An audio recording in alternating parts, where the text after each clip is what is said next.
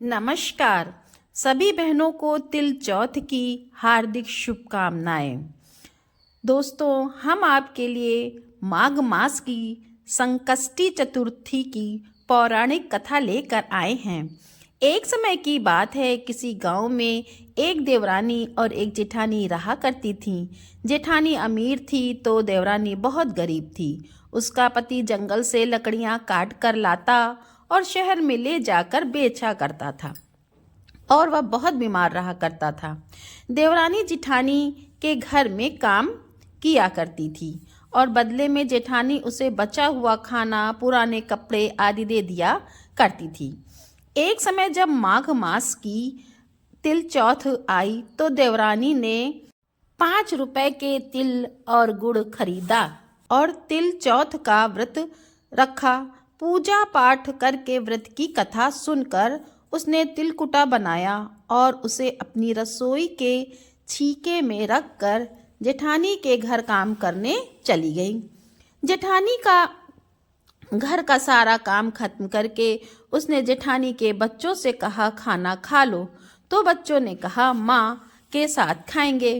फिर उसने अपने जेठ से कहा खाने को, तो जेठ ने भी मना कर दिया। तब देवरानी अपनी जेठानी के पास गई और कहने लगी, दीदी, अभी तो सब खाना खाने से मना कर रहे हैं, अगर आप कहो तो मैं अपने घर चली जाऊं।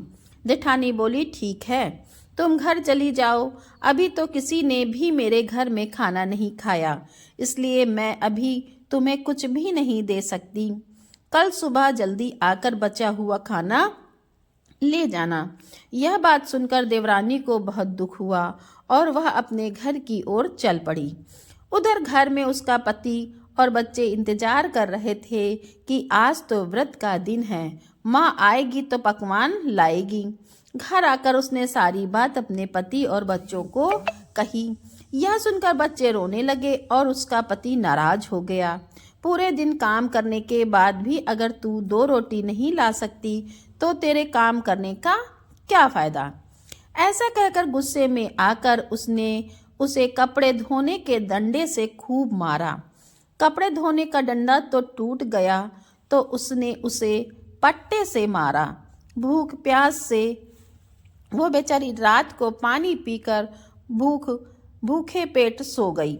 रात को उसके सपने में चौथ के विनायक महाराज गणेश जी आए और कहने लगे, धोबना मारी, पाटा मारी, जाग रही है या सो रही है।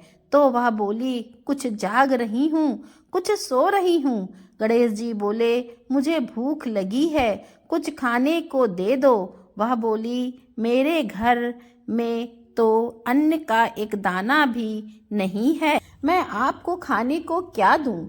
लेकिन हाँ, रसोई घर के छीके में थोड़ा सा पूजा का तिलकुट रखा है, वही खा लो। वह तिलकुट खाकर गणेश जी महाराज उससे फिर बोले, धोना मारी, पाटा मारी, निपटाए लगी है, कहाँ निपट। वो बोली, यह झोपड़ी देख रहे हैं महाराज, यह मेरी ही है, जहाँ मन करे वहाँ निम टोला मारी, पाटा मारी, अब मैं कहाँ पूछूं। वह गुस्से में आकर उससे कहती है, यह रहा मेरा सर, यहाँ पहुँच लो। इसके बाद गणेश जी महाराज अंतर्ध्यान हो जाते हैं। अगले दिन सुबह उसकी आँख खुलती है तो देखती है कि उसके घर में चारों ओर सोने चांदी के भंडार भरे थे। उसके सर में हीरे मोती जगमगा रहे थे, अन्न धन के भंडार भरे थे। उधर सारा दिन निकलने पर जेठानी अपने बच्चों को चाची को बुलाने भेजती है। कहती है, कल खाना नहीं दिया तो बुरा मान गई, आज काम पर नहीं आई, जाओ जाकर उसे बुला लाओ। बच्चे दौड़े दौड़े चाची के घर आते हैं तो देखते हैं कि चाची के घर में तो सोना चांदी के भंडार भरे हैं। वह उनसे कहती है, चाची चलो, माँ ने बुलाया है। वह आगे से कहती है, बहुत कर लिया तुम्हारी माँ के यहाँ काम, अब अपनी माँ को मेरे यहाँ काम पर भेज दो। बच्चे वापस अपनी माँ के पास जाकर उसे सारी बात बताते हैं। जेठानी दौड़ी दौड़ी सब बात पता करने के लिए देवरानी के घर आती है और इतना सोना चांदी देखकर वह भी चौंक जाती है और देवरानी से इन सब का कारण पूछती है। तो देवरानी उसे चौथ विनायक महाराज की कृपा की सारी बात बता देती है। अगले साल जब माघ मास की सकट चौथ आती है तो जेठानी अपने पति से कहती है, आप मुझे खूब मारो। उसका पति कहता है, अरे भाग्यवान, कैसी बात कर रही हो, मैं भला तुझे क्यों मारने लगा। लेकिन वह हट कर लेती है और अपने पति से कहती है, मुझे इस डंडे से मारो। गुस्से में आकर उसका पति उसे कपड़े धोने के डंडे से खूब मारता है।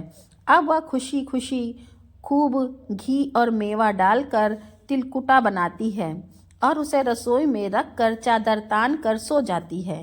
थोड़ी ही देर बाद जेठानी के सपने में चौथ विनायक गणेश जी भगवान आते हैं और कुछ खाने को मांगते हैं।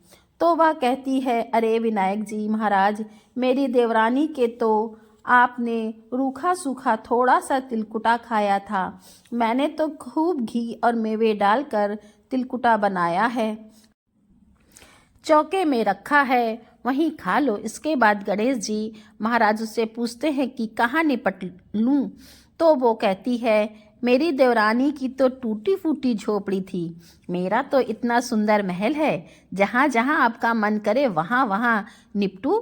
उससे कहते हैं, कहाँ पूछूं। तो वह कहती है, गणेश जी महाराज, मेरी देवरानी का तो रूखा सूखा गंदा सा सर था, मैंने तो चमेली का तेल लगाया है, मेरे सर में पोंछ लो। इसके बाद गणेश जी अंतर्ध्यान हो जाते हैं। वह सुबह जल्दी जल्दी अपना सोना चांदी बटोरने के लिए उठती है तो देखती है कि उसके घर में चारों ओर गंदगी फैली होती है, गूं ही गूं फैला होता है, बहुत गंदी बदबू आ रही होती है। यह देखकर वह अपना सर पकड़कर रोने लगती है। पति उससे गुस्से में कहता है, यह ले, मिल गया सकट चौथ का फल। अब वह बेचारी उस गंदगी को समेटना शुरू करती है। वह जितना समेटती गंदगी उतनी ही फैलती जाती है। यह सब देखकर वह गणेश जी के आगे हाथ जोड़कर खड़ी हो जाती है और कहती है, महाराज, यह कैसी माया है, आपने तो देवरानी पर इतना मेहरबान हुए और मुझसे क्यों रूठे हो। जेठानी की यह बात सुनकर गणेश जी महाराज कहते हैं, तेरी देवरानी ने सच्चे मन से व्रत उपवास किया था, इसलिए मैं उससे प्रसन्न हुआ, लेकिन तूने ईर्ष्या और लालच में आकर इस व्रत का पालन किया है। तब जेठानी कहती है, महाराज, मैं अपना सबक सीख गई। गणेश जी महाराज जैसी कृपा देवरानी पर करी, वैसी ही इस कथा को कहते, सुनते और हुंकार भरते सब पर करना। अधूरी हो तो पूरी करना, पूरी हो तो मान करना। जय चौथ विनायक महाराज की जय हो। दोस्तों, आशा करती हूँ कि आपको ये कहानी पसंद आई होगी। तो वीडियो को लाइक करें, कमेंट में जय गणेश जी और चैनल को